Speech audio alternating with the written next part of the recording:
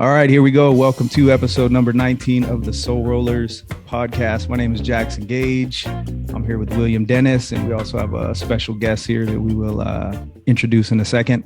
Actually, our first guest on the show, so our inaugural guest. So we're excited about this one. So just real quick before we get going, first and foremost, leave a rating and review. If you've been listening, we'd appreciate it. Go to iTunes and just leave a quick review. It helps us out. The more reviews we can get it. iTunes likes to put those in front of more ears, or eyes. So leave a rating and review. And then also check out our Instagram page that we're getting going right now. It's at soulrollers_JJ. And yeah, man, just keeping it rolling. Thank you to everybody who's been listening, checking it out, hitting us up, letting us know that, you're getting some value from it. We appreciate it. And huge thanks to D for he tagged us in one of his posts from his tournament yesterday. And I don't know if you want to speak on that real quick, William. That was pretty dope. Yeah, it's awesome, man. It's just sharing jiu-jitsu, right? Like I was telling you the story, my even my own close family doesn't even know what jiu-jitsu is really, as far as my sister. I have 4 nieces and they were driving by, I don't know where it was, but they looked through the window and these people were doing Pilates. And so my niece was like, "Hey, is that what my Uncle William does? Is it Pilates or whatever?" And she's like, "No, it's jiu-jitsu." And so to me, like, us people tagging us, take pictures when you go to the academy. I learned this from you, Jackson. You're always you're feeling like you're doing videos, you're sharing the experience, right? So social media is really good. You've taught me that, is like, hey, let's share what we're learning, what we're doing. Same thing with podcasting.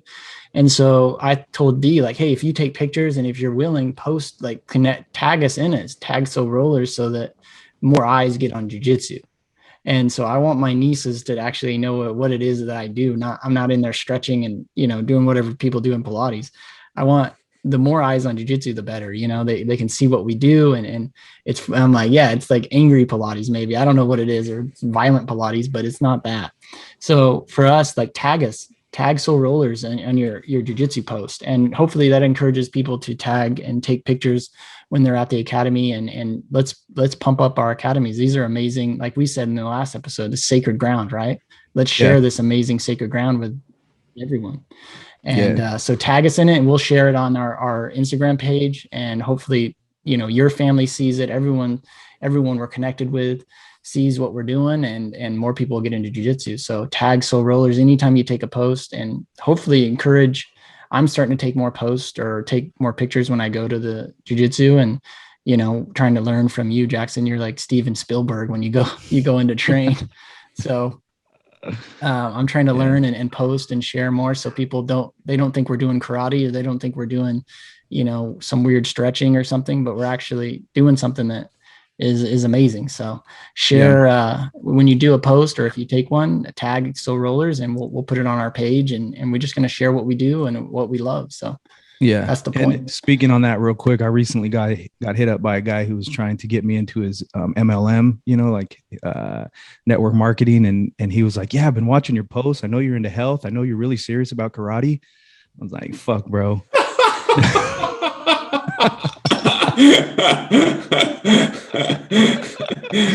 We're not going to be purchasing. but whenever someone says that, I just want to tell them, like, come on in and try some karate, man. It'll be great.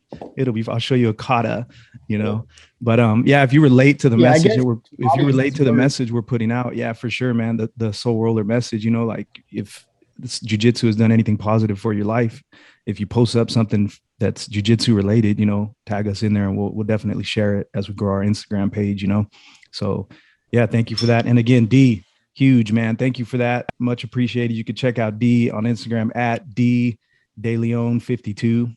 And great dude, trains with William. So anyhow, I think that's enough of the bullshit. And we can get into the conversation here with Mr. Steve Campbell from stevecampbell.com, the writer, salsa dancer, and jiu-jitero. So Steve, real quick, just quick introduction. Steve trains with me at Stronghold. He came to Stronghold as a blue belt from, I believe, the Bay Area. Stronghold, there you go, represent. And you guys hear me talk a lot about every Tuesday we we go and open the gym, two of us, and we just train for a couple hours. This is the dude that that loves jiu-jitsu as much as me. So we go in there when no one's there and just fucking train, and have gotten better, I think, just by doing that. So anyhow, Steve, how's it going, man? Oh, it's going great. Good. So first off, man, let us know something I've always wondered, like what brought you down? Where did you start jiu-jitsu? What got you into jiu-jitsu? And then we'll go into like what brought you to San Diego. But first off, how'd you get into it?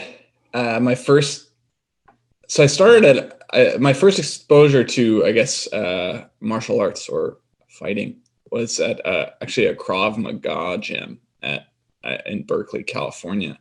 And I was basically doing kickboxing there for like a year. And they offered what was called a ground tactics class twice a week, and which was, very confusing looking thing. But eventually I kind of befriended this dude, Nick, and he only did the ground tactics. He was like, nah, fuck kickboxing. Ground tactics is where it's at. And I was like, I don't know. It looks, kind of whack. But eventually he was like, no, just try it. And so I tried it once and it sucked. My neck was so sore after that from like just getting can openered by like one of the dudes who kind of knew what he was doing. And I was like, fuck that, I'm never doing it again. But then my other friend was like, dude, just try it again. And I tried it the second time and I was absolutely hooked. And then it was like, they only had ground tactics twice a week. And I was like, that is not enough ground tactics. I got to sign up at a Brazilian Jiu-Jitsu gym. So I went and started training at SBG NorCal, which is also in Berkeley. And I've been training, 4 or 5 times a week since then. That was about close to 4 years ago, not quite 4 years ago. Nice. So when was that you started over there? 4 years ago, whatever year 4 years that was. You said? Yeah. Okay. And you ended up getting your blue belt up there prior to coming here, right? Okay. And I know we got some questions to go into about blue belt in a minute, but so let me ask you this. What was it like getting your blue belt and then coming to a new gym? I've been curious about that. And we've had some friends who have left to other gyms. So I didn't come directly to Stronghold. I spent a couple months outside Atlanta, Georgia at Helix Brazilian Jiu-Jitsu in, I can't remember what the city's called, but so let me see where to go with this. So I went to Helix and I just got my blue belt. I was pretty aware that I still, sucked when going to a gym. I was like pretty much only working on turtle at that time. And so I was just letting people, climb on my back and choke me out, and climb on my back and choke me out, and et cetera, et cetera, et cetera. I remember one day in particular, like I got choked out by a week 1 white belt who fucking cross collar choked me from closed guard. I had him in closed guard and he got on top of me and he cross collar choked me, and I was like, fuck this, I really suck. So I had no illusion about being good, and I was very focused on what I was working on. So when I got to Stronghold, it was more of the same. Everybody at Stronghold was better than me. Basically, all the blue belts were better than me. Showed up, still sucked, whatever. Some of the white belts choked me out. It's cool. But yeah. Right on. Okay. So I just want to throw a note in there real quick for anybody listening, because Steve mentioned turtle. Steve, he actually did put a ton of time into turtle guard, and he's really fucking good at it. So, and that's like, I haven't run into anybody who's like, yeah, I'm fucking specialty is turtle. But Steve even wrote a really good fucking article about turtle guard on his website, stevecampbell.com, where he writes a blog. So you should definitely go check that out. And I'm learning little tips and tricks from him about turtle right now, as a matter of fact. So good shit, man. So I know William had a question about blue belt. that he was kind of wondering. Well, because he just got his blue belt right now. Oh, go ahead. You have another question? Before we get there, what got you looking at Krav Maga? What got you started? Because to me, like, I didn't even think about jujitsu. It wasn't even on my radar until Jackson started doing it and started telling me about it. And then I'm like, well, what? You know, and so what is, like, I'm trying to find, like, what's this, like, how do we get more people interested in jujitsu? Is it just sharing our stuff about it? Or, like, what got you started to think about it? Like, was there anything that got you interested in looking for Krav Maga and then getting into jujitsu? But dude, I wish I remembered. I think it was just some like mid-20s thing where I was like, I gotta do some fucking manly shit. Yeah. I gotta learn to fucking fight or whatever. Yeah. So I think it was just like, you know, that maybe insecurity about my inability to fight. Yeah. And then when you first started, I don't know if you remember, this is just because it's clear for me because it's not been too long. I've only been in a year and a half. Do you remember being like, when you first started going to the Jiu-Jitsu academy you went to, it was SBG, I think you said it was, NorCal. Mm-hmm. When you first started there, how awkward was it when you first showed up, and what was that experience like? Because I really want to capture that for a lot of like new white belts. You know how it was for me, and I was nervous.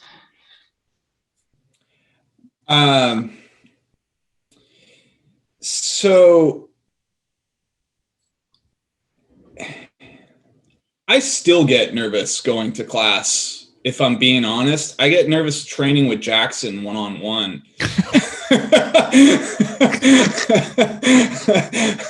I get like a certain amount of anxiety. This is something I've actually, I wrote about a little bit on my blog, but I literally get nervous every day going to class. I get nervous, especially before every roll. I get nervous, especially when I have to roll with a big dude like Jackson.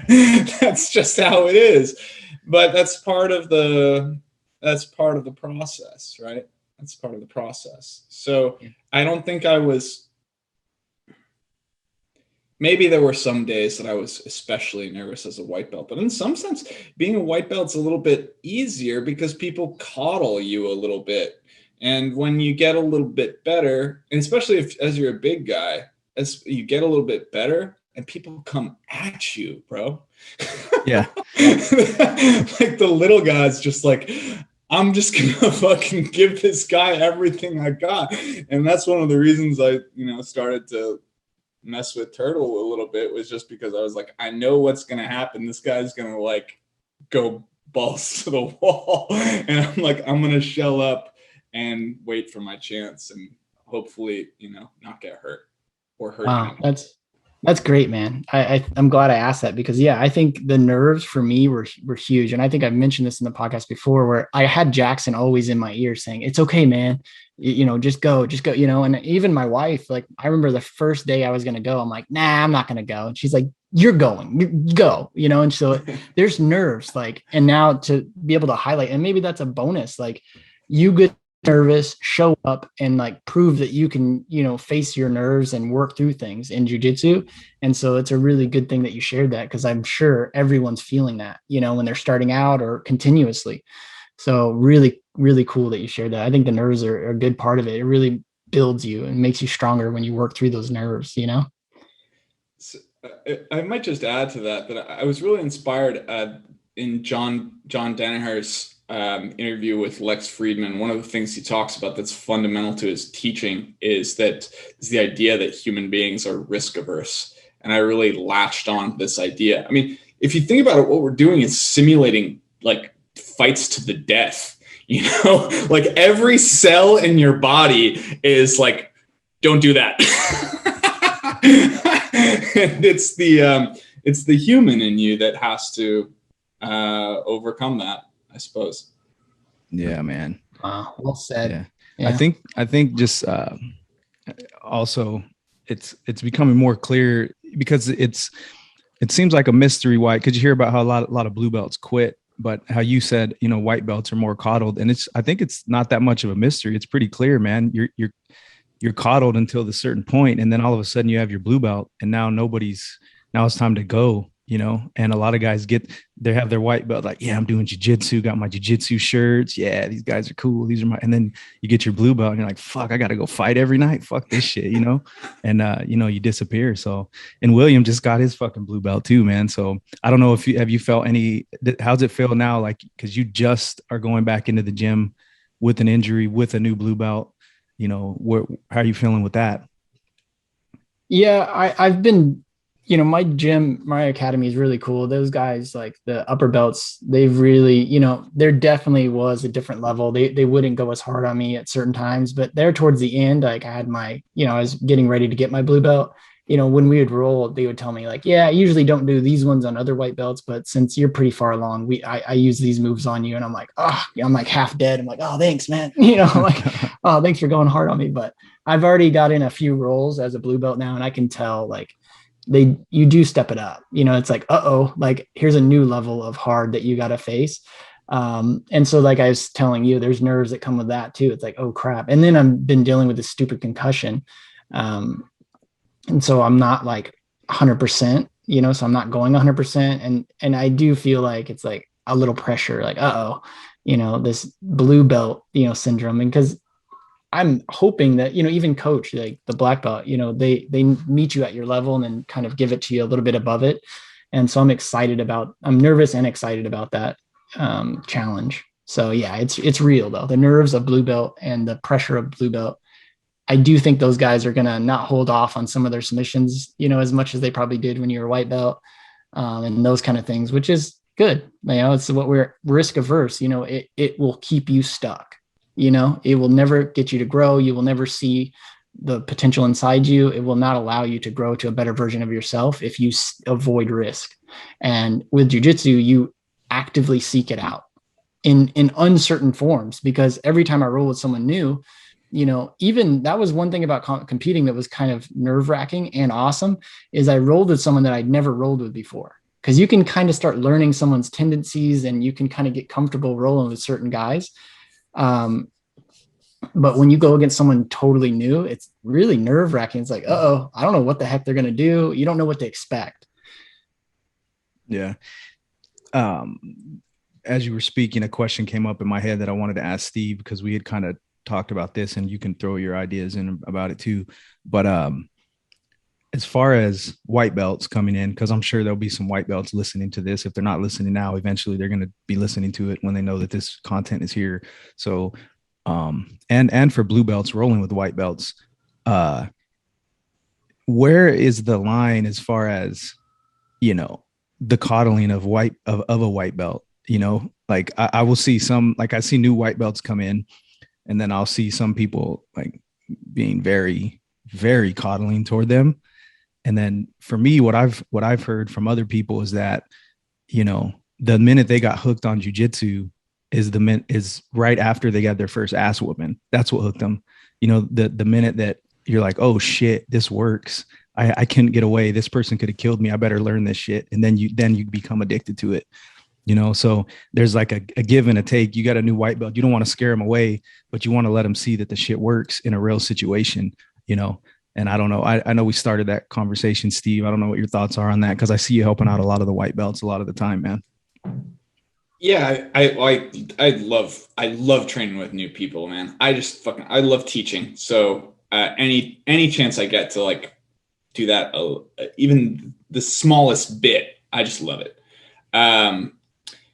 But with respect to what you brought up, there are different ways to just absolutely dominate someone. Like I remember this dude who I trained at my first gym. He would just sort of lie there, and I would like, shake the shit out of him or whatever. And I couldn't fucking move the guy. Yeah. And he's like, he's my size, doesn't have any tremendous strength advantage. It was like just the way his body was positioned on the ground made it impossible for me to manipulate his body in any meaningful way. And so, 3 minutes of trying to like break this, to solve this puzzle, and you just give up, right? And you're like, well, I'm mentally defeated, and then the guy rolls over and triangles me, whatever. And so that's I don't feel the need to, like, unless somebody's being a real dick, unless you got somebody being a real dick to, like, fucking put them in neon belly or whatever. I don't feel the need to do that. I like the game of it. I like the game of giving somebody a puzzle to solve, and then when they can't solve it, give them a new puzzle, maybe something easier, and then maybe hitting a triangle at the end would be awesome too. But who cares? You're such a nice guy, Steve. Sometimes, most of the time, I hope. Right on. That's cool. That's good. That's good. I think, I like to choke them, dude. I like to choke the motherfuckers, But the reason why it's not in an aggressive, like, not like if I were to choke you, if I were to choke you, it would be a choke. But at least get them. But at least get them in a let them. I just think it's good to let them see, like, let them feel a little bit of the fear, to make them want to learn the fucking. And like I said, when we were talking about this the other day, there's different personalities in the gym. So, like, you get somebody like Jackson who's just going to fucking push your face into the mat and then rear naked choke you or whatever. Not that and bad. then you have me, and we're going to just have a good time. Yeah, it's good. It's a good balance. It's a good balance. So, yeah, I think it goes to, like, what brought you to it. That's why I was asking you, like, why you got interested in it. If it's like, hey, I'm wanting to kind of, I think there's, as a man, I can speak for that. You have questions about, like, you question yourself, like how you would respond in difficult circumstances, or, I know I did when I started law enforcement. I wanted to know myself a little bit more. And I think this is a healthier pathway to kind of get to know yourself, if you ask me. And when I first started, I did all the, there's these, like, all level classes you could go to. And I was I knew nothing, and I was getting just destroyed in there. But I craved that. Like, I wanted to know myself in difficulty. And so if you get a white belt that wants that, like, I'm a workhorse. I don't think I'm particularly, like, more skilled than anyone, but I will outwork everyone, and that's kind of my skill. I think, that's what's been told to me, at least from guys there, is I'll just outwork everyone. And so for me, I just went and got my butt kicked more than anyone else was willing to. And I got better because of it. And I think certain white belts, there's other ones that are, like, they're very timid. They're very, they look afraid, as they're putting on your belt or something. You're like, all right, I'm not going to rip that guy's head off. He's going to cry or something, not saying that that's bad. It's okay to cry. But, I think, Jackson's just going to mollywop everyone. And then, no guys like you. No. Okay. Hold on. There's people listening to this. So you're painting a fucking bad image here by saying that I'm mollywop people. God damn it. Mollywop. Did you make that word up? Did you brilliant word? Is that a word? It just popped into my head. I don't know if it actually is a real word. If it is, it's a good fucking word, bro. That's a good Jackson, word, man. I want to get that like a patch on the back of your gi that just says Mollywop. Mollywop. Mollywop gang. Fuck, that might be a good idea. No, I just want to defend myself real quick. Dude, the guys that are, like, feeble or scared and shit, that I'm nice to them, man. I'm nice to them. I might just fucking, like, give them a light choke out or whatever, just so they can feel it. But I'm not going to fuck them up. It just depends. Like, we got one big new guy. He's like 250, like 6'3", 250. And he's using all his strength and he's going for it, and he's brand new, but he wants it. And he works in a career where he can get into a fight any moment. So I'm going to give it to him a little bit more than I would give it to, like, the kid. There's this other guy probably in his late 20s the other day, a white belt, and I swept him. I was going easy, man. I swept him. He's like, tap. I'm like, oh, fuck. What did I do? You were squishing my head. I'm like, oh, fuck. Sorry, man. Didn't mean to do that, bro. But what, you just got to kind of play it by ear type of shit. The brand new technique, the head squish tap. Yeah, during the sweep. The mollywop tap. Yeah. That's called the mollywop. We're waiting for your instructional, Jackson. Yeah. That'll be coming one day, bro. I think I don't necessarily think I would describe them as feeble. I think that comes out from the Mollywopping side, is describing guys as feeble, white belts. But it's just different, right? Like I think I was more of a spazzy white belt. I was very excited to get in there and get into the challenge, right? I wanted to get in the role. I wanted to, go hands on. And there's other guys that are less engaging and kind of, as Jackson would say, feeble, but it's just more like cautious, maybe. I don't know how you describe it. I'm just giving Jackson a hard time. But so I think what's important is like matching where they're coming from. Cause I think I needed some butt whoopings to calm myself down from that spazzy white belt. And maybe there's like another version of that in jiu-jitsu where it's like, yeah, like there's the spaz, there's the fear to engage guy. I don't know. There's probably different versions of white belts.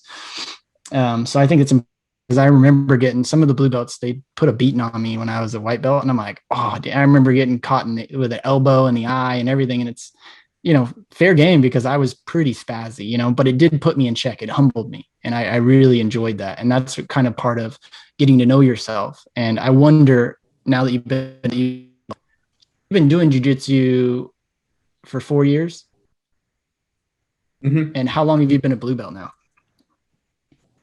Close to 2.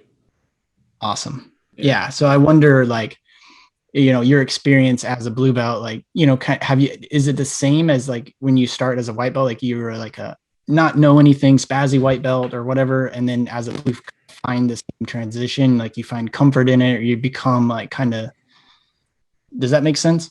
So here's the thing that I've been reflecting on with respect to this whole belt situation. It's just a mark. I think it's just a mark of how safe you are to roll with. If you like think about the origins of martial arts, like it used to be that if you broke a bone, it might get infected and die. So if you were able to make it to a higher belt, that really meant something beyond just like your skill. It meant that you had safely trained for like X number of years. Like you are a very safe person to train with.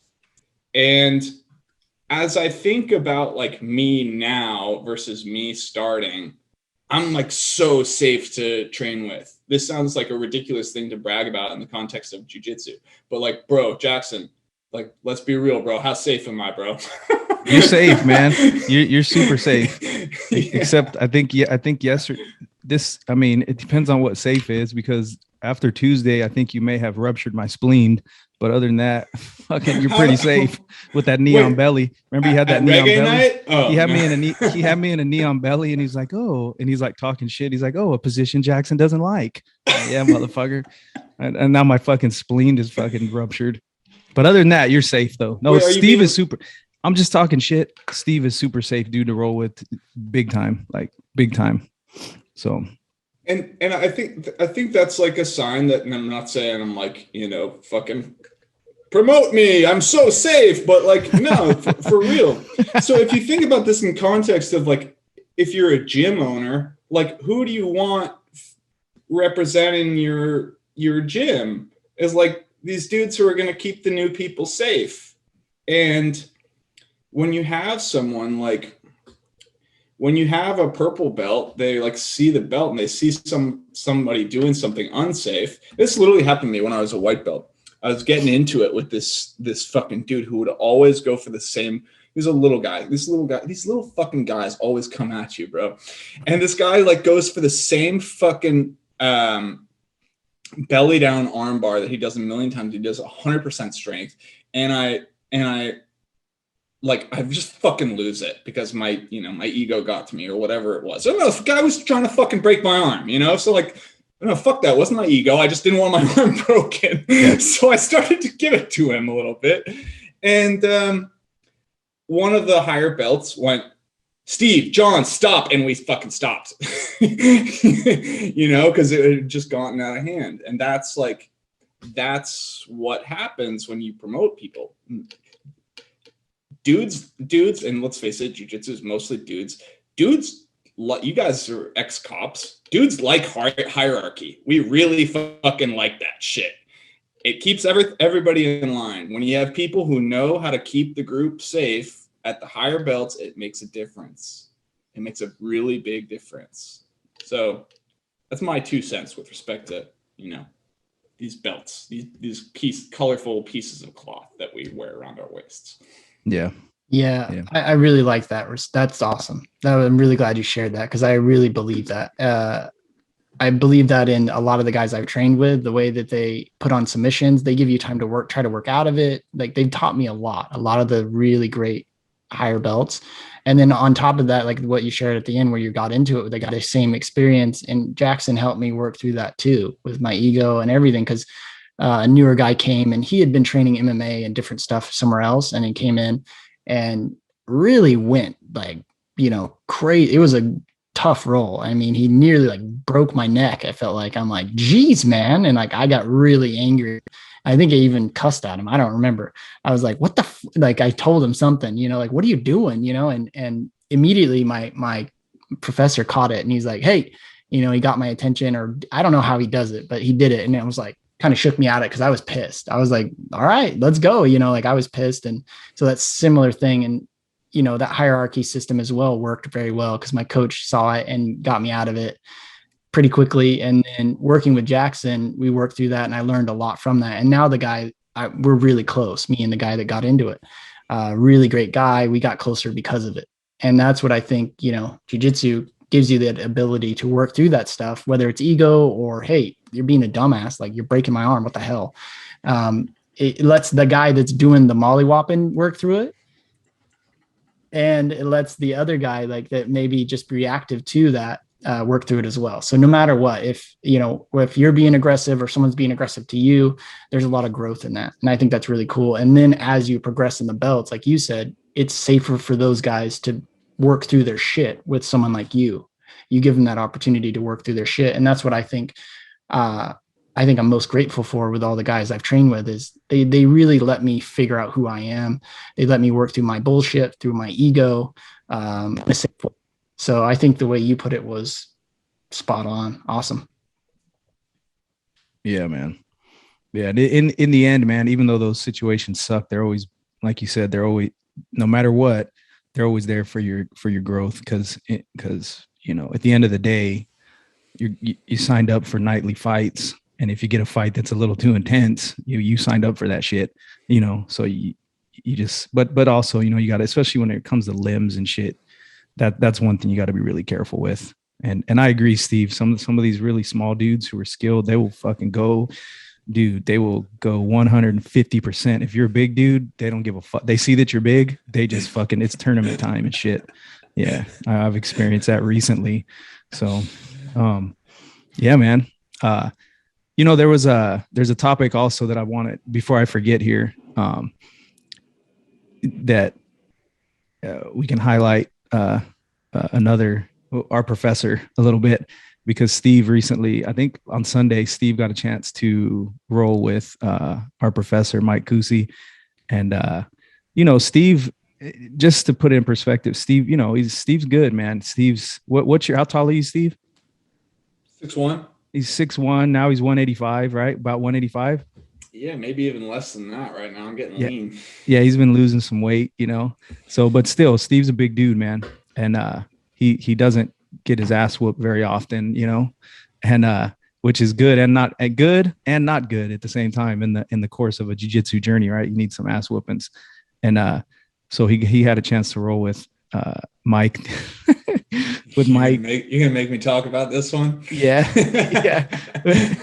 We need some fucking like emotional music coming on right now, right when you start talking.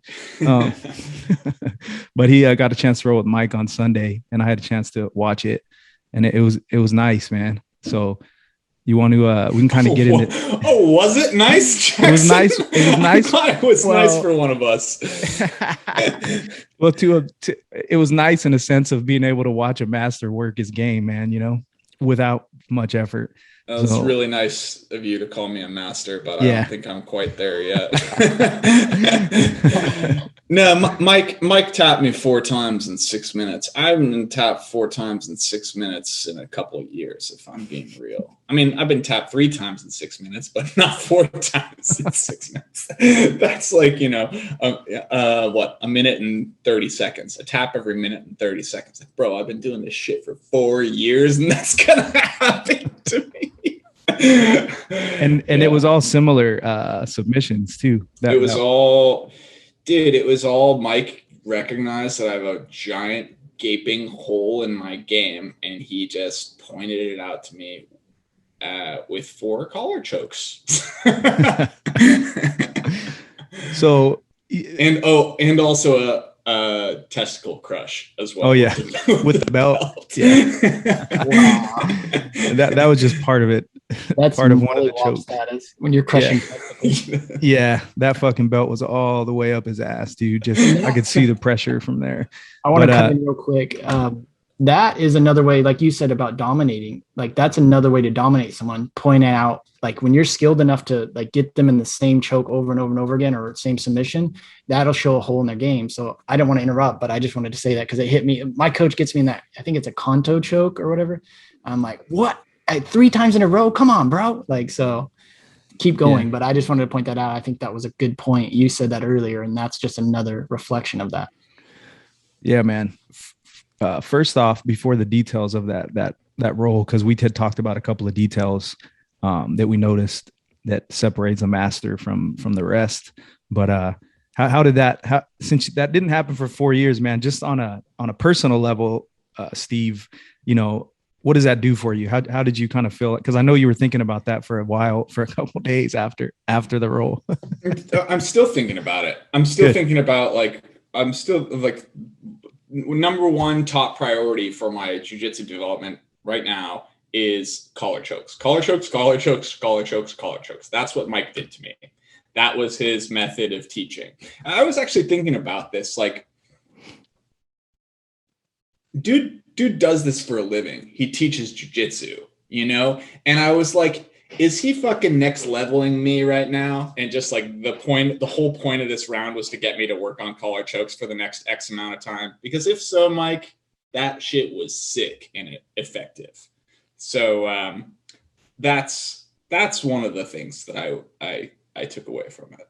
Yeah, and when you say that, I'm pretty sure that's, if it was inadvertent or not, he's constantly he's constantly teaching, right? I mean, you think 20 years of jiu-jitsu, 10 years as a black belt, fucking 7 days a week, all he does is fucking jiu-jitsu. He knows how to make you good, And that was what we had talked about, and Steve had kind of related it to chess, and to watch them, because in the middle of the role, Steve, who I said again is not any fucking like he's got some skill. He's not getting that. I'm not feeble. Out. Yeah, he's not feeble whatsoever. Some feeble little bitch. He's not feeble.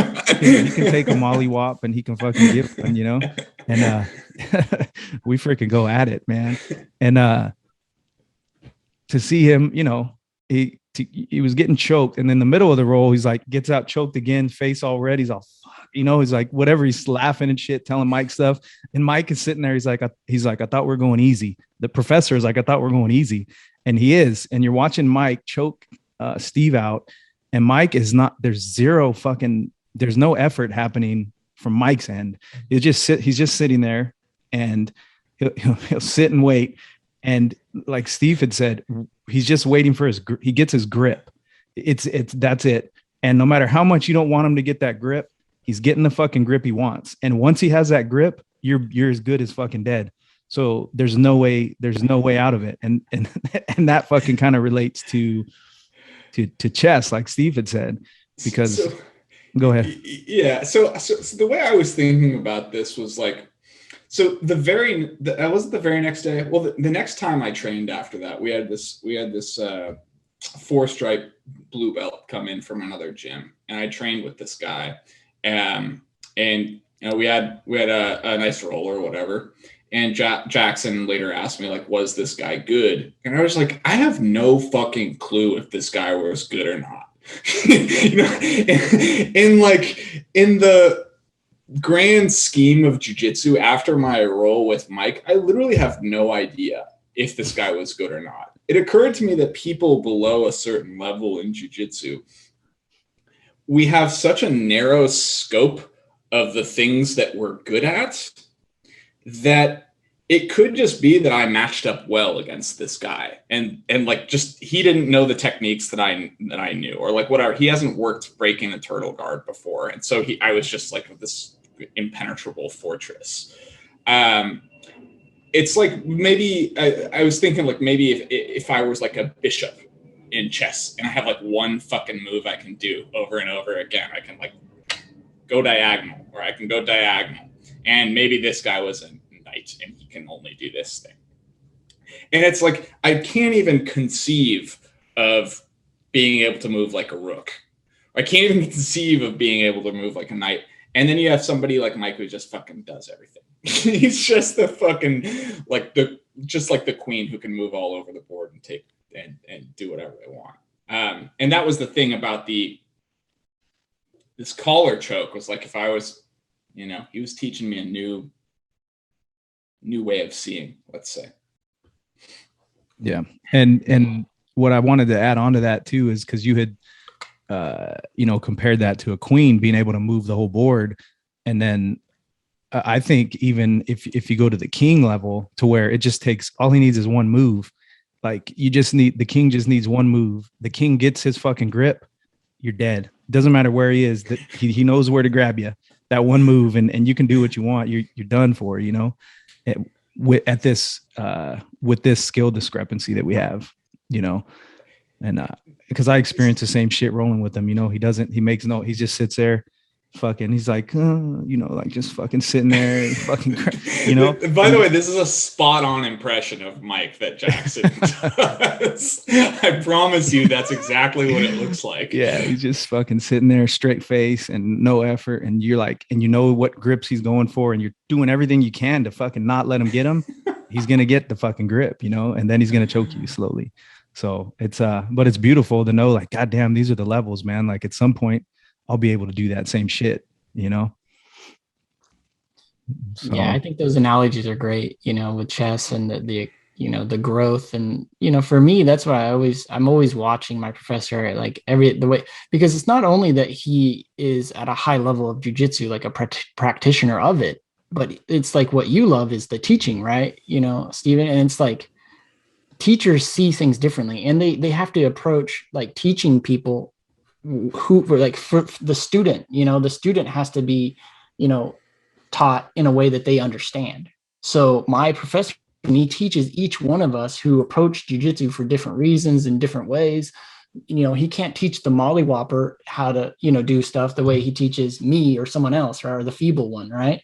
I'm just going to keep laying these little jabs, but it's just amazing to watch, like, because you got to be a well-rounded teacher. And I don't think it was inadvertent that he exposed that hole in your game. I don't think it was inadvertent. The way that these teachers approach their students and the dedication they have to teach this art is really awe-inspiring. And it's I guess I'm just kind of pumping up professors because of, the value they provide all of us to teach us this art is amazing. You're seeing that, played out, and it's just really cool, because I have the same experience with my professor when I roll with him. I'm just like, oh my gosh, and one thing that would really shifted things for me was I was in like a beginner class, and then I did the advanced class right after, because I was getting ready to compete. So I did all the classes. I did like 3 classes in a row, and he was showing this, like, what I at the time thought was just some basic kind of beginner class stuff, like, boring, that's what I was thinking at first. And then I went to the advanced class right after, and we started live rolls, and I was watching him, and he was actually doing the stuff he was teaching us in the beginning class and landing it and making it work. I'm like, wait a minute, like, that's not a beginner move, like, that judgment. I'm like, holy the black belt is landing it on these higher belts and nailing it. It looks amazing. So that's a beautiful thing about jiu-jitsu, is it shows you your holes, grows that point of view and that skill set, but it also, like, reveals, like, your own limitations and judgments that you have on beginner moves and things that you think aren't as cool, but work for the king, right? He doesn't need more than one move, because it could be a beginner move that he can just decimate you with. Yeah. And I don't even think it's I don't even, beginner moves, in jiu-jitsu, every fucking move, you can work on that one thing for 10 years to get good at it. So there's not really big, there's just shit we show in the beginning. Like Michael always tell us, he'll show us something during class, and after he shows us and we drill it, he's like, okay, now work on that for 6 or 7 years. Maybe you'll get good at it, and that's the truth, right? Like and then you think to yourself, well, fuck, there's so much shit in jiu-jitsu. I'm going to just really have to pick a few things and work on those, So I love it. I love the shit, man. So like the collar chokes, we're going to have to work those, Steve, next Tuesday. We'll be working on them, man. We will absolutely be working on them. Yeah, man. So, well, and I think that analogy is amazing that you use chess like that, because I love talking about analogies. I drive my wife crazy with analogies. She's like, I don't want to hear another analogy. Stop it. And I'm like, they're awesome though. Come on. Fine. I'm gonna Marco Polo Jackson then. Excited about like milking this analogy for all it's worth. But the limitation I had on beginner moves is like kind of looking at pawns is not as valuable as pawns win games, baby. You gotta know that shit. Yeah. Right. So it's like, well, the only limitation in the value of the pieces is the way I view them. So the blessing of a good professor or teacher, like you're learning, I could tell, like, even when you talked about teaching, you kind of lit up. So I could tell that's like a natural gift you have. And I'm glad you're living into it, because that's what we need in this world is people living into their gifts. So the value that these professors have in our lives, which is why I want people in jiu-jitsu, is so they can interact with someone like my professor. Victor's the most amazing guy ever. And so the value of that is he sees value in whatever role you're playing in that time in your life. Like I came in needing to work through mental health and PTSD and all the stuff I was struggling with on the mats, right? And then improving my skill sets on the mats, but helping me find value. He's seeing all that I am capable. Maybe I'm in the position of a pawn, right? If that would be a white belt. I don't know what positions or, belts would represent that. But, the teachers see the value that you hold without the limitations you give yourself.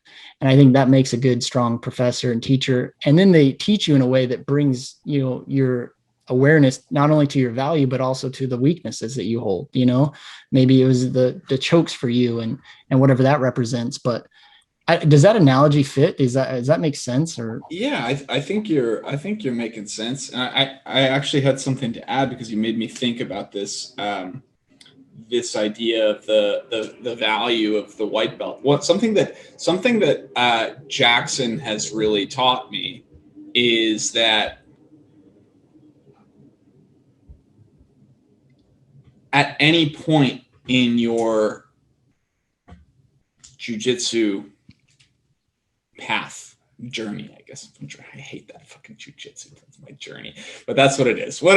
In your career, let's say, you can start really delivering value to the community that you're in from day one. And Jackson, with his social media, as you said, it's like Spielberg, right? The Spielberg of jiu-jitsu Instagram videos. Jackson has found a way to deliver tremendous, and I really mean tremendous value to our gym he's created this community within the gym through his videos, which I just think is amazing. And if I'm a gym owner anywhere, or if I'm going to a gym anywhere, look at what Jackson does. And like, you can do that, but it's beyond that too. I gotta give a shout out to this dude, Adam. He's a white belt, soon to be blue belt at our gym. If I'm being real, I know I'm not always the most fun dude to roll with. Like if I'm being real, sometimes I can give some pretty good knee on belly pressure, side control pressure, mount, whatever. Sometimes I'm not that fun to roll with. And yesterday there was this situation where it wasn't a very big class, and I rolled with Adam once. And then I was kind of sitting around a little bit while people took off. And I really wanted to do another round. And Adam humored me by doing a second round with me. And just that doing a round with the guy that wants to do another round, but you really don't want to do a round with him. That's a huge way to deliver value. And I hope to live that moving forward, because honestly, I duck rounds sometimes. I duck rounds with Jackson all the time. If I'm being 100% real. So moral of the story is, like, you can deliver value in a lot of ways to your community. And I'm going to try to be better about that moving forward. Good shit, man. And I've noticed that you have been like, you have inspired me to take white belts, to drill with white belts, or to spend some time helping out some white belts. Cause it doesn't really click in my mind. I'm usually looking for like you or Ahmed or somebody who we can fucking, lock horns the whole goddamn time. And, and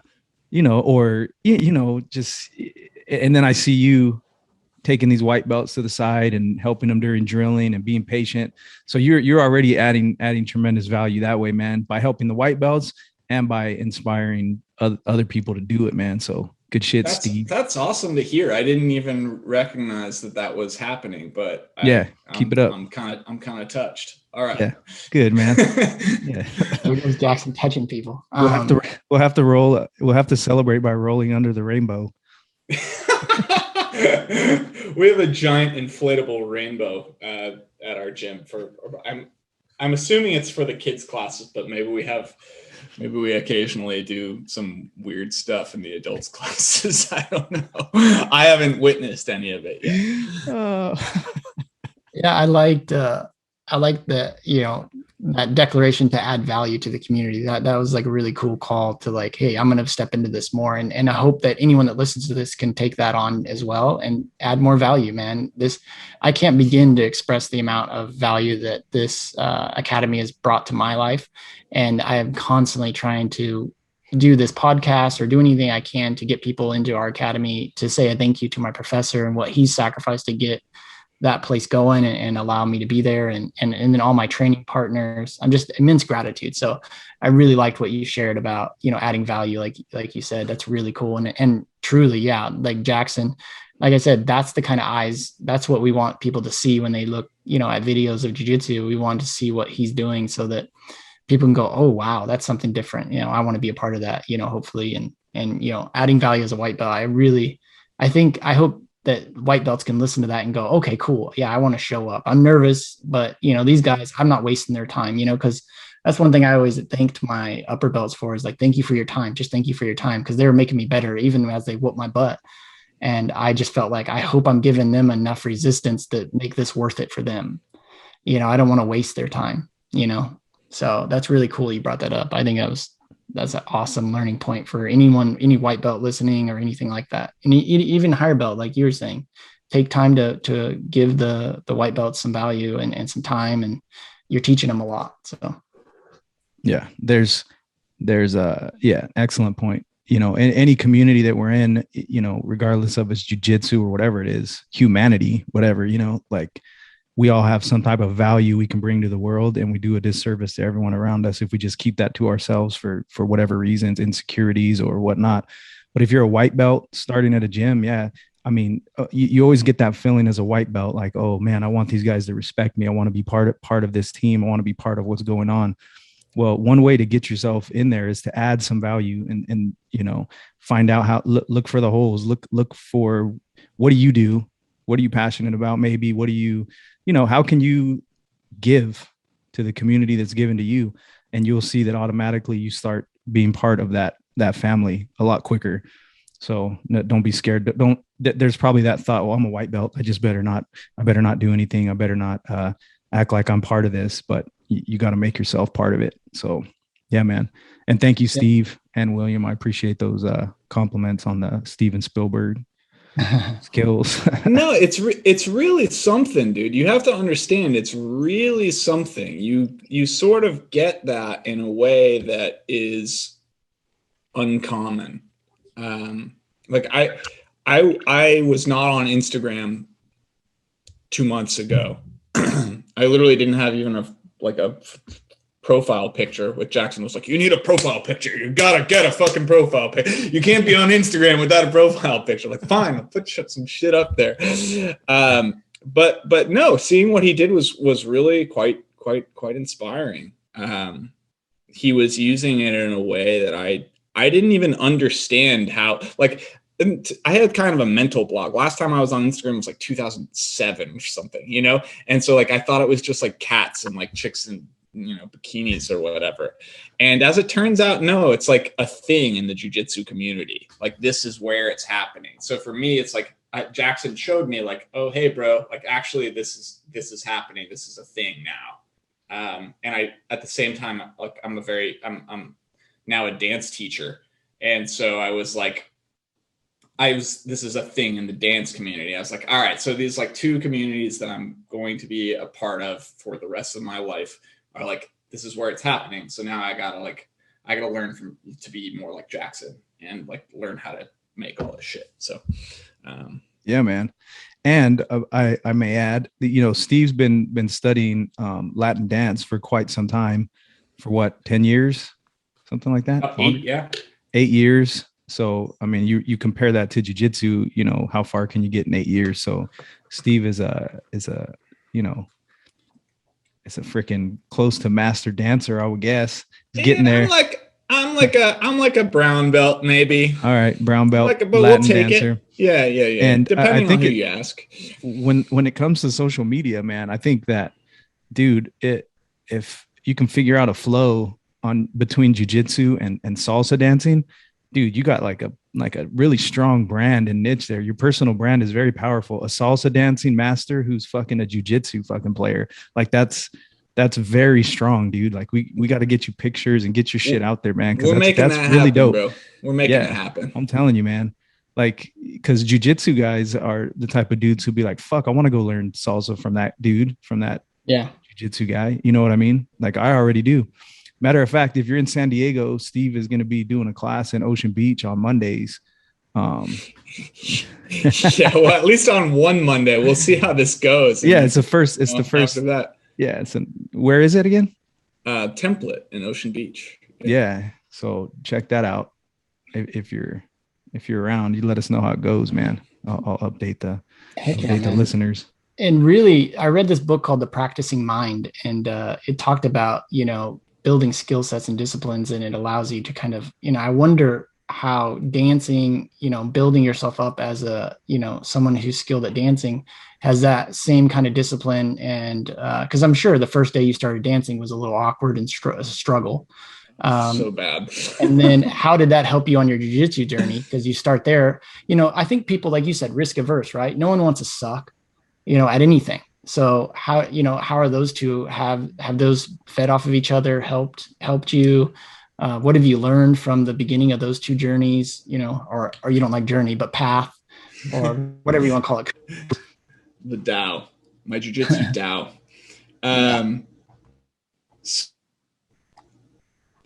There are a few things that I could speak to. One of them, which I wrote a pretty long blog post about, which again, John Danaher inspired. So on this in this conversation between John Danaher and Lex Friedman, he talks about how jiu-jitsu drilling is more like dancing than it is like fighting. And to me, it was like, oh, that's what I've been trying to say for the last 4 years of training jiu-jitsu. Oh, that's what is going on. So being an uke, right? Being like the practice partner is like leading a dance, in the sense that you need to get the proper resistance from your uke in order to successfully learn how to do a technique, or at least that's how I've come to understand it.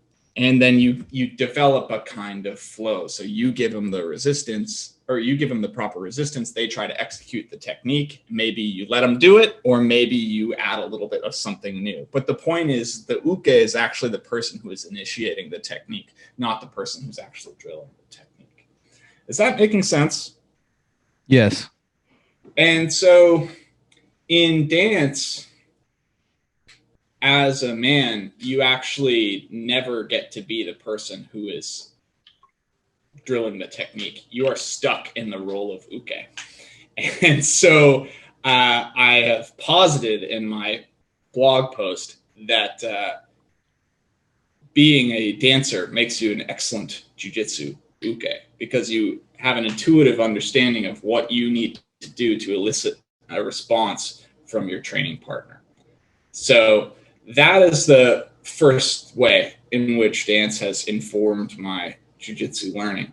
The second way is that I learned most of the dance that I know today in Argentina, and I speak terrible Spanish, like really terrible Spanish. And I would go to these dance classes that were sometimes like an hour and a half to 3 hours long.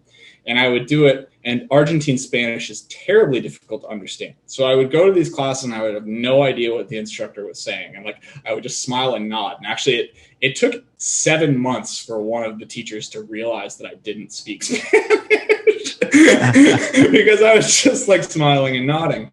But my point is here that you don't actually need oral communication to do this. And I have the, someday when I'm teaching jiu-jitsu, I have the ambition to teach with almost no conversation at all. I had conversation fine actually, but no like spoken instruction at all. Just like watch, be silent, feel the technique, and that's it. So I think those are the two main ways that dance has informed jiu-jitsu for me. Nice. And if, again, real quick, if you want to check it out at stevecampbell.com, right? It's Stephen Campbell, but it's spelled funny. Stephan, like Stefan. Yeah. Okay. Stephen Campbell, spelled Stefan and Stefan. And I'm fucking going to start calling you that. With me, bro. Yeah. He wrote an in-depth article answering that question, comparing dance and jiu-jitsu. If you want to go check that out, it's a good article. So go check that out. I'm glad I asked that. That's awesome. Yeah. Yep. Definitely. So, well, the one thing I expressed to Jackson, I wanted to ask, is there anything that if you could go back to, like, say you could go back and chat with yourself when you're first starting out in jiu-jitsu, like what advice would you give yourself as a brand new white belt?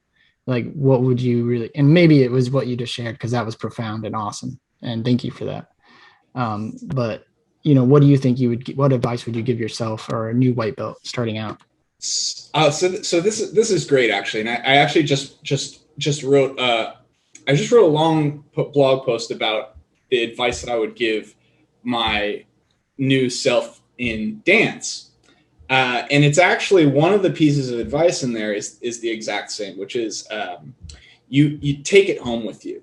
Like, you gotta take it home with you. If you leave it in class, you're not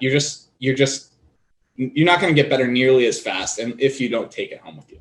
So when I was first getting started, I had this old training partner, Nick. Nick is the fucking man. I think he'd really vibe with you guys. So I hope I can introduce you guys sometime. But Nick was my OG Jackson. Like, we would find times outside of when class was going on, and we'd meet up and we'd just train together. And like that's where you get better. And we like fucking, new white belts getting together and just, locking up Kimuras and fucking cranking the shit out of each other. But that was fun, man. Nick, this is funny. So Nick now has a basement. A gym in his basement. But back then, he had his Toyota Tacoma pickup, and he bought these wrestling mats, and he would throw the wrestling mats in the back of his pickup, and then he would drive to Berkeley, and we'd set up in a park. And we'd throw the mats down in the grass, and it would just be two fucking white belts trying to kill each other in the park by my house every Sunday morning. So Nick, shout out to you, bro. Now it is Jackson and I have a little nicer setup with the keys to the gym here, but same idea. If you can take it home with you, if you can find somebody like Jackson was like, bro, how blessed are we? We got a key to the gym and we've got two dudes who live close to the gym and we're the exact same size and we're both extremely passionate and we have very similar learning styles. We're super self-motivated. How great is this? I'm like, this is the best thing ever. This is the best thing ever. And we're just getting so good right now. I mean, we suck, but we're getting so good. Yeah. I love that, man. That's it, man. Just take it home with you. That's amazing advice. And what's funny is that book I mentioned, it says that very thing. So you're dead on accurate with that. That's awesome. Thank you for sharing that. That's fantastic advice. Yeah, man. So I think we're doing good here, man. Good talk. That was the only question I had. So I don't know if you have any others before we wrap it up, but okay. Yeah. How long we been on here, man? Close to an hour. I don't want to take too much of his time, but okay. That was the key point for me. There's nothing really I like to do more than talk about jiu-jitsu, except perhaps train jiu-jitsu. So this is like, oh, you guys want me to talk about jiu-jitsu for an hour? Yeah, my wife will be rolling her eyes as I say that same thing all the time. I relate everything to jiu-jitsu. I'm like, well, if this was jiu-jitsu, she's like, stop it.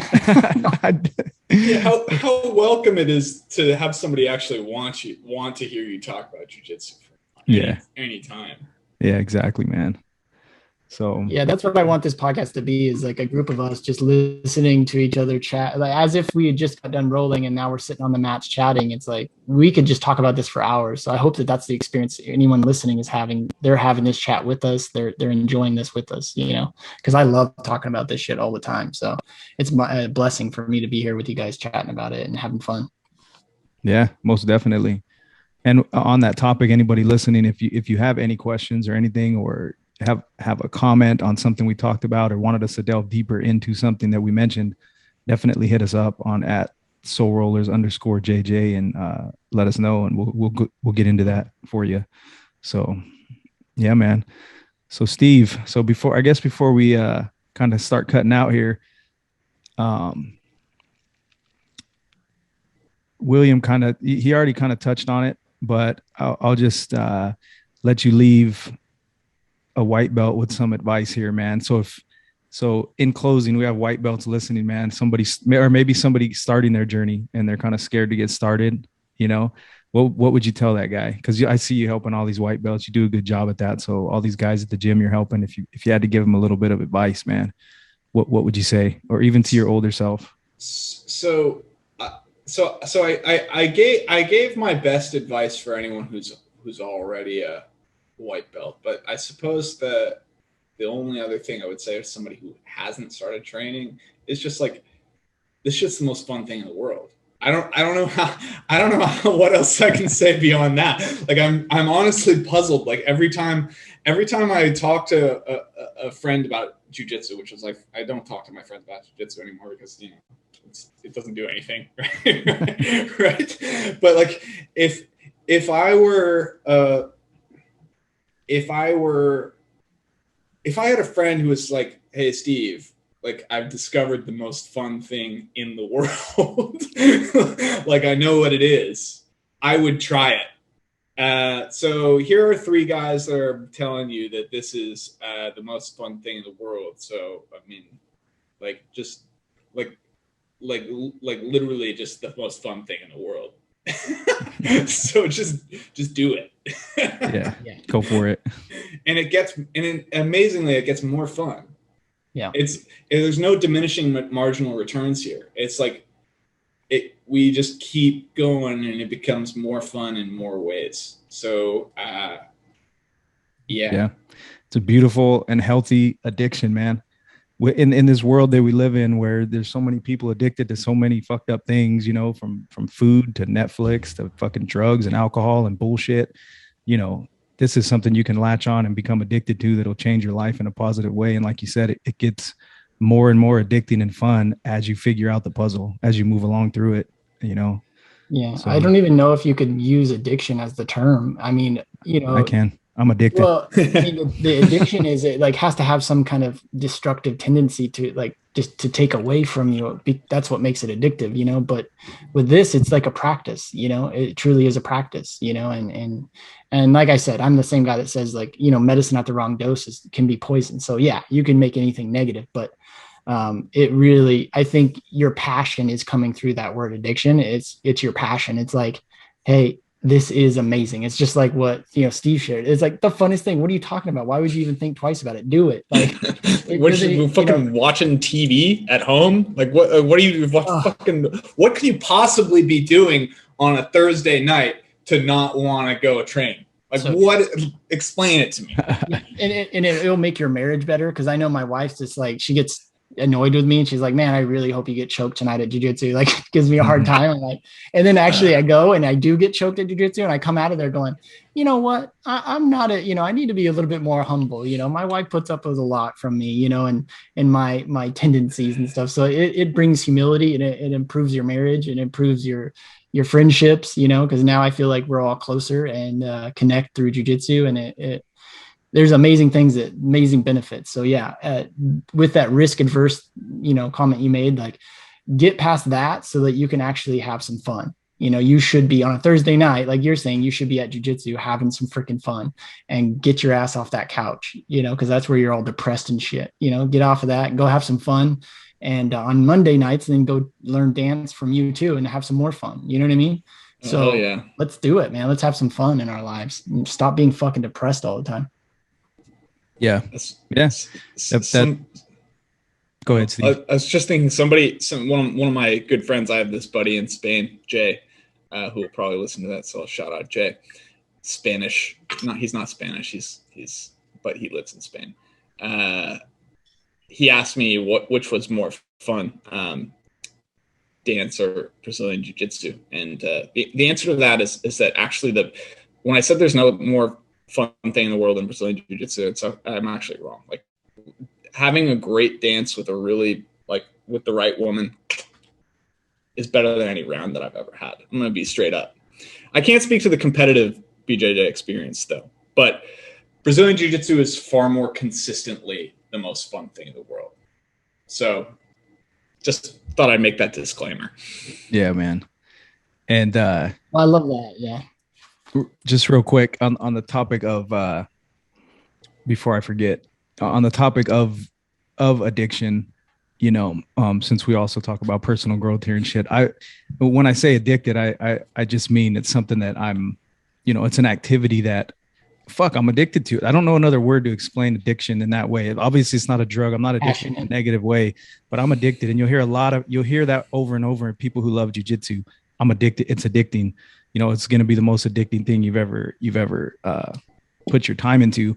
And it's something that you can become, and I'm just using this word because I prefer it, you can become addicted to other, you know, and as you become addicted to jiu-jitsu, you're getting rid of all these other these other fucked up addictions that you have, you know, like when you start doing jiu-jitsu, you don't want to eat fucking garbage as much because you know it's going to fuck you up the next night.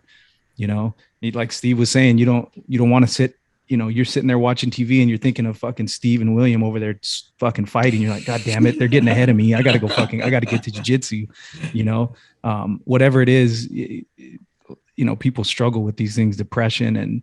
And if you do struggle with depression, man, we've talked about this before, huge reason to get into jiu-jitsu. You know, it gives you something to do every night. It gives you a community, you know, you're going to get in better shape. Like Steve has lost like 20 pounds in the last 5-6 months. 30, bro. 30. I peaked at 220, you know, and now I'm, you know, 185. I mean, I can attribute it in part to jiu-jitsu, but I can attribute it probably more to kicking the habit. What's the habit? That was my ex-girlfriend. The minute Steve broke up with his girlfriend, he lost 30 pounds. That's just the fucking truth. That's stress. Yeah, man. Yeah. No more Southern food in the house. Yeah, man. Beautiful. Well, love it. Shit, I think we can start wrapping it up here, man. So, you guys got anything else before we before we go? No, I just want to say I appreciate your time, man. It's great to meet you. It's great to chat with you. I hear about you all the time from Jackson, and it's an honor to get to meet you, get to hear your advice, your take on a lot of this stuff. It means a lot that you would give up your time to kind of be on here with us and chat with us and share your experience. So it's a huge honor for me, and I've taken a lot away from it, and I appreciate you deeply. Dude, this was super fun. Are you kidding? Any fucking time. I hope we get to train together sometime soon. That would be fun. Yeah, this was just great. Yes, right on. Yeah, thank you, Steve. Appreciate it, man. Make sure you go check out Steve's website as well, man. Yes, I just plug that one more time. In case you want to read about jiu-jitsu because you're as addicted as Jackson. Stephen Campbell, PHA, like StefanCampbell.com. Yeah, check that out. He's got some good articles on there. And read his article about turtle guard. Definitely. He went in depth on that, and he's really good at that shit.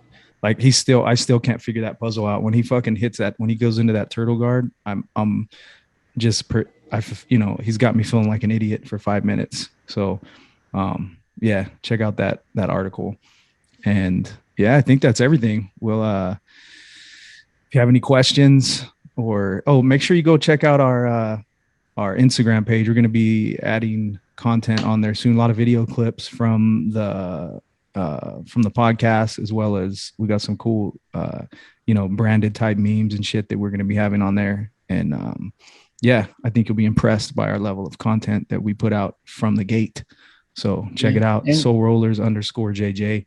Yeah. And remember to tag us when you do, because we're trying to get more Jacksons, more Steven Spielbergs out there at the academies. So even if you're just a listener, you don't train with either one of us, but you live in a different state, a different academy completely, tag us so that we can share your version of Steven Spielberg kind of experience, so that I would want to put more eyeballs on jiu-jitsu, and the more we do that, the better everyone gets to experience it. So let's tag us in it. We'll share it. And then also leave ratings and reviews. It supports the podcast. That really helps us. And man, thank you guys. Thank you guys for being here today. Yeah. Ideally we want to create a Soul Rollers community, people like us who are just normal dudes who go to fucking Fight Club every night, and it's done huge things for our life and we love it. So that's what Soul Rollers is, man. So good shit. Appreciate you, Steve, coming on here. And William, thank you, man. And I think we're good for the day. Get this thing up, and I'll let you guys know when it's up. So check it out, episode 19. Thank everybody for listening. And yeah, you guys have a good day. Peace out, guys. Love you guys. Thank you for being here. Thanks, Steve.